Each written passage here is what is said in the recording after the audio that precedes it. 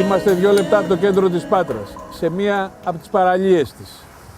Σε άλλες πόλεις αυτή η παραλία θα ήταν χώρος περιπάτου και χαλάρωσης.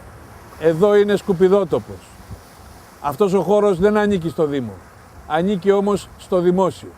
Και ζητάμε από το δημόσιο αυτό το χώρο να τον κάνει χώρο για τους ανθρώπους και όχι για τα ζώα.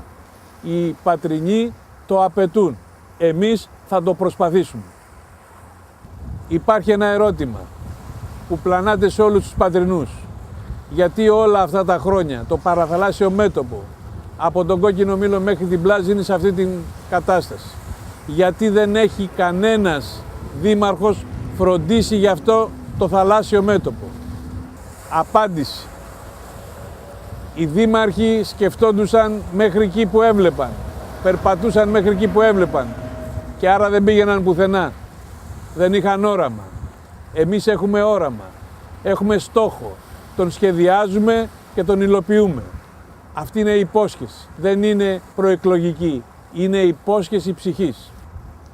Ένας διεθνής διαγωνισμός μπορεί να μετατρέψει αυτό το θαλάσσιο μέτωπο από τον Κόκκινο Μήλο μέχρι την Πλάζ σε μια ριβιέρα αντίστοιχη της Κιανής ακτής, αντίστοιχη της κάθε σύγχρονης παραθαλάσσιας πόλης της Μεσογείου.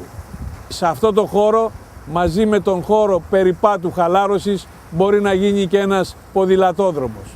Μια απέτηση όλων μας.